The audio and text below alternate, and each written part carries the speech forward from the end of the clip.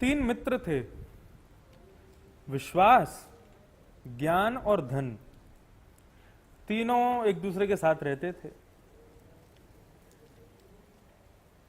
एक दिन तीनों ने मन बनाया कि भाई बहुत दिन साथ रह लिए, अब हमें एक दूसरे के दोष दिखाई देने लग गए हैं, अब कुछ दिन के लिए एक दूसरे को वियोग दिया जाए। शास्त्र की भी आज्ञा है कि अति सामीप्य में दोष होता है, कुछ दिन के लिए वियोग हो तभी प्रेम प्रकट होता है।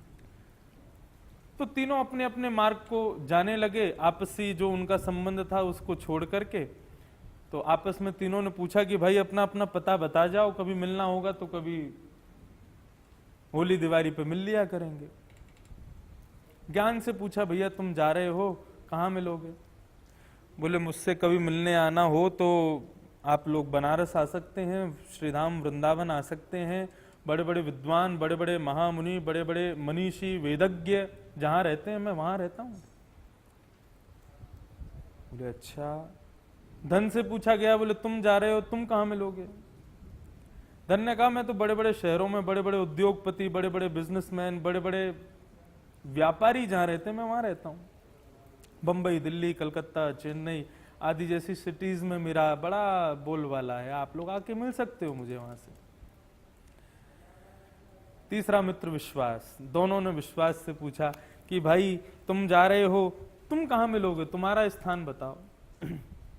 विश्वास मुस्कुराने लगा और कहने लगा, भाइयों मैं एक बार आता हूं, आकर के रहता हूं, लेकिन फिर जब मैं जाता हूं ना तो फिर मैं कभी मिलता नहीं हूं, मेरा कोई पता नहीं है। मैं एक बार आकर के चला गया तो दोबारा कभी नहीं आता। नमस्कार, जय श्री कृष्ण।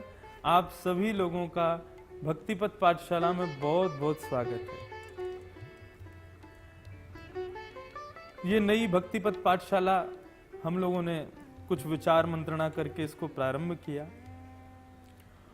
और कल इसका प्रथम सत्र आप लोगों के मध्य में, इसकी प्रथम कक्षा आप लोगों के मध्य में शुरुआत की गई और आप लोगों के सुंदर विचार, सुंदर आपकी जो एक्साइटमेंट्स थे, जो आपका उसके प्रति उत्साह था, वो देख करके बहुत अच्छा लगा। मन की योग्यता के ऊपर कल का विषय रखा गया और आज फिर उसी विषय के ऊपर प्रश्न भी दिया गया और प्रश्न के उत्तर लगभग सभी लोगों ने सही दिए। ये देख करके मैं बड़ा प्रसन्न हुआ। अब कल के विषय को थोड़ा सा कहकर के फिर मैं आज के विषय पर आऊंगा। मन की योग्यता पर कल की प्रथम पाठशाला आप लोगों के मध्य में रखी गई थी और उसके बाद में ये प्रश्नोत्तर की श्रृंखला भी रखी गई। प्रश्नोत्तर क्यों रखे गए? देखो, कथा हम लोग करते हैं, कथा में कोई बात आपको सुनाई जाती है, उसके बाद हम अपने घर चले जाते हैं, आप अपने अपने घरों को प्रस्थान कर जाते हैं, लेकिन जो एक लिंक जुड़ा होना चाहिए व्यास की वार्ता का श्रोता के प्रति, वो लिंक किसी रूप से जुड़ नहीं पाता। आप लोग कहेंगे कि हम लोग तो पूज्य मुरारी बापू की कथा सुनते हैं, पूज्य भाई श्री की कथा सुनते हैं, पूज्य ठाकुर जी की कथा सुनते हैं, बड़े बड़े व्यासों की, राम सुखदास जी आदि के प्रवचन सुनते हैं, हमारा तो लिंक कभी नहीं टूटता। लेकिन मैं आज की जनरेशन की बात करूं तो उनको कुछ इनोवेशन चाहिए जिससे वो स्पिरिचुअलिटी को समझ सकें और उसी का प्रयत्न मैं कर रहा हूं इसके माध्यम से। वे आज की लाइफस्टाइल ऐसे ही जीते हैं, आज जो पाठ पढ़ा कल उसका एग्जाम देंगे और फिर जीवन भर उस पाठ को स्मरण रखेंगे उस एग्जाम के माध्यम से। हो ना हो, मेरा ऐसा विश्वास है कि मन की योग्यता का विषय आप लोग बहुत लंबे समय तक अब भूलने वाले नहीं है, क्योंकि उसका ये परीक्षा जैसा एक क्रम जो रखा गया, उससे वो विषय आपके हृदय पटल पर एक प्रकार से अपनी छाप छोड़ चुका है।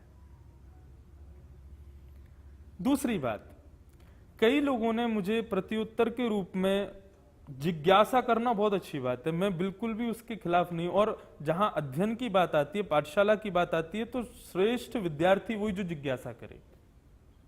कई लोगों की जिज्ञासा आई कि आप कह रहे हैं कि इंजन उसका उत्तर था, लेकिन पेट्रोल को और वाहन चालक को आप श्रेष्ठता नहीं दे रहे हैं, जबकि इंजन के बिना पेट्रोल और वाहन चालक का भी कोई काम नहीं। कहने का अभिप्राय, इंजन कौन है? जन्म प्राप्त शक्ति। पेट्रोल कौन है? उत्साह। और ड्राइवर कौन है? संकल्प। तो कहने का सीधा भाव यह था कि जन्म प्राप्त शक्ति के बिना उत्साह और संकल्प किसी काम के नहीं। देखिए, इंजन केवल गाड़ी के ही उपयोग में आ सकता है, लेकिन पेट्रोल और ड्राइवर गाड़ी के अतिरिक्त और कई स्थानों पर भी उपयोग में आ सकते हैं। इंजन से केवल गाड़ी चलेगी, वाहन चलेगा, लेकिन पेट्रोल से आप आग भी लगा सकते हो। ड्राइवर को गाड़ी ना मिले तो वो अपने 2 पैरों से चल करके भी अपने गंतव्य तक पहुंच सकता है। तो वही बात वहां कही जा रही थी कि इंजन का होना इतना आवश्यक नहीं, मतलब जन्म प्राप्त शक्तियों का होना आवश्यक नहीं है। होना आवश्यक किसका है? उत्साह का और संकल्प का। लेकिन यदि किसी को जन्म से शक्ति मिली है और जन्म से शक्ति मिलने के बाद उसके पास में उत्साह और संकल्प नहीं है, तो जन्म शक्ति व्यर्थ है। लेकिन किसी के पास जन्म शक्ति है और फिर उत्साह और संकल्प भी उसमें मिल चुके हैं, तो वो आदमी ऊंचे शिखरों को पहुंच जाएगा। वो मन से बहुत बड़ी योग्यताओं को प्राप्त कर लेगा। तो बस इसी संदर्भ को कहना चाहता था। आज का जो विषय रखा गया है वो विषय है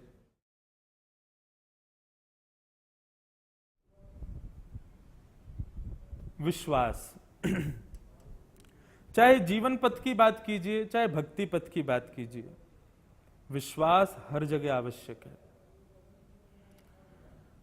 इस संसार में रहने के लिए, मान प्रतिष्ठा यश वैभव प्राप्ति के लिए, साधारण जीवन जीने के लिए या फिर भक्तिमय जीवन जीने के लिए आपके पास में सबसे ज्यादा मात्रा जिसकी होनी चाहिए उस वस्तु का नाम विश्वास है।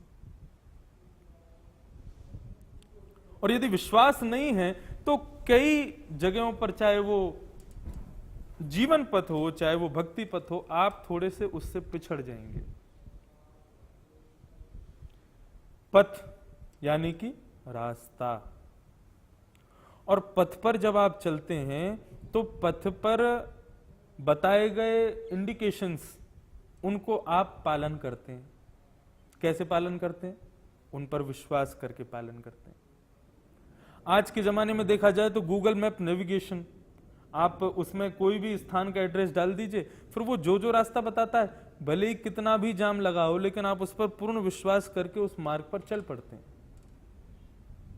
आप फ्लाइट में बैठते हैं, आप ट्रेन में बैठते हैं, फ्लाइट और ट्रेन में चलाने वाला चालक हमें कभी देखा नहीं। ये देखो, वाहन चालक यहां भी आ गया, कल के प्रसंग में भी था, आज भी है। वाहन चालक, उसको हमने कभी देखा नहीं, पायलट को देखा ही नहीं, उसका नाम ही नहीं पता, जबकि अनाउंसमेंट होता है, लेकिन याद कौन रखता है? ट्रेन चालक का भी हमको नाम नहीं पता होता, लेकिन फिर भी हम लोग अपने गंतव्य तक सुरक्षित पहुंच जाते हैं, हंसते खेलते आनंद करते हुए फ्लाइट और ट्रेन के सफर को पार कर लेते हैं। क्यों? क्योंकि उसमें हमारा पूर्ण विश्वास होता है। संबंधों में विश्वास की आवश्यकता, भक्ति में विश्वास की आवश्यकता। बिना विश्वास भगति नहीं, बिना विश्वास के भक्ति भी आप नहीं कर पाओगे। हमारे पूज्य पिताजी महाराज अपनी कथाओं में वर्णन करते हैं, भगवान की भक्ति में 3 चीज बहुत विशेष भूमिका निभाती हैं: विश्वास, संबंध और समर्पण। विश्वास। आज जो हम बात करने वाले हैं, देखिए, विश्वास सब जानते हैं, लेकिन हमारे विश्वास का अधिकारी कौन है?